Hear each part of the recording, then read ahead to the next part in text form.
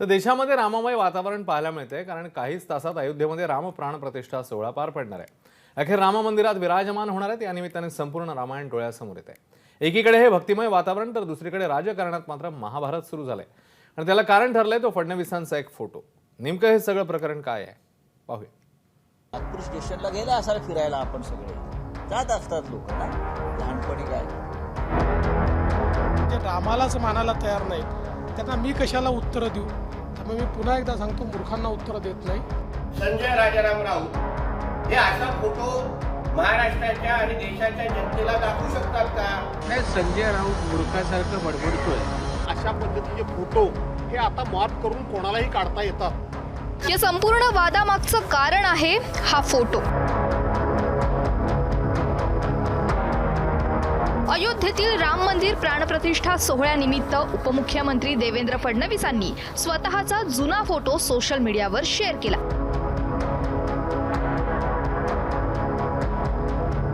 ज्यात अयोध्येला जाणाऱ्या कार सेवकांची नागपूर रेल्वे स्थानकावर उसळलेली गर्दी दिसते आणि या गर्दीत देवेंद्र फडणवीसही दिसतात। याच फोटोवरून संजय राऊतांनी फडणवीसांना डिवचलं। आपला एक जुना फोटो टाकलाय नागपूरच्या फडणवीसांनी। तुम्ही नागपूर स्टेशनला आहात, पुढे पोहोचलात का?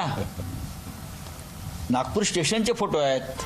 नागपूर स्टेशनला गेले असाल फिरायला, आपण सगळे जात असतात लोक ना, लहानपणी काय त्यांनी नागपूर स्टेशनवरचा फोटो टाकलेला आहे। आम्ही बाबरीच्या प्रत्यक्ष ऑपरेशनचे फोटो टाकतो। एकमेकावरती आरोप करण्याचा हा दिवस नाही।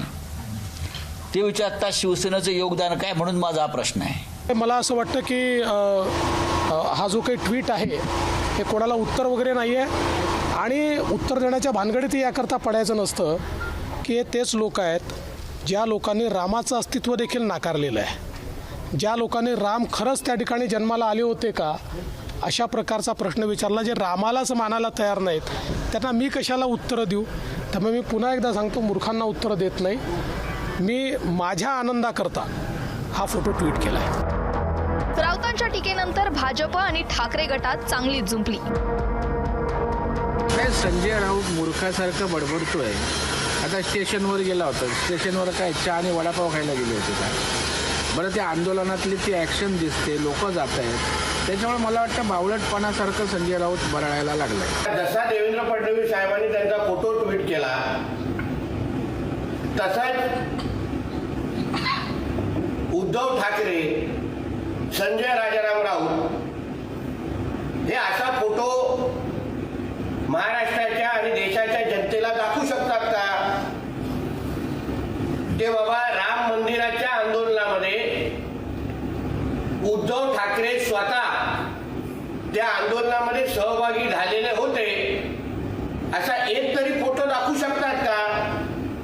मला असं वाटतं की 6 डिसेंबर 1992ला बाबरी मशीद पडली, बरोबर आहे। आज या गोष्टीला झाली 32 वर्ष। देवेंद्र फडणवीसांचं वय मला वाटतं 50च्या आतच असेल। त्यामुळं अशा पद्धतीचे फोटो हे आता मॉर्फ करून कोणालाही काढता येतात। एवढंच फक्त मी त्यावर उत्तर देईन। फोटोवरून जरी हा वाद सुरू झाला असला तरी या वादाची मुळं मात्र बरीच खोलवर रुजली आहेत। मी सगळ्या कारसेवांमध्ये होतो। मी 20व्या वर्षी 21व्या वर्षी 18 दिवस बदायूच्या जेलमध्ये होतो। सगळ्या प्रकारचे, म्हणजे जिथे गोळीबार झाला तिथे देखील मी होतो, ज्यावेळेस ढाचा तुटला तिथे देखील मी होतो। त्यामुळे एक कारसेवक म्हणून मला मनापासून आनंद आहे की जो संघर्ष हा केवळ आमचा नाही आहे, 500 वर्ष संघर्ष चालला आहे। ठीक आहे, त्याने तेच चढले असेल आणि त्यांच्या वजनाने तो पडला असेल तर मला माहिती नाही, पण त्यावेळेला सुंदरसिंग भंडारी वगैरे त्यांचेच होते नेते, उपाध्यक्ष काहीतरी। लालकृष्ण आडवाणींची प्रतिक्रिया आहे, त्यांचा इंटरव्ह्यू आहे, तर त्याच्यामुळे थोडंसं गृहपाठ त्यांचा कमी पडत असावा। इथून सुरू झालेला वाद आता फडणवीसांच्या फोटोपर्यंत येऊन पोहोचलाय।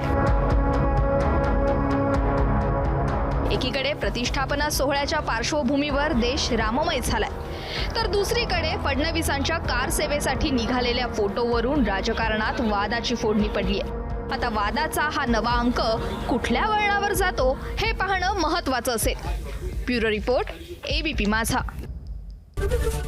एबीपी माझा, उघडा डोळे बघा नीट.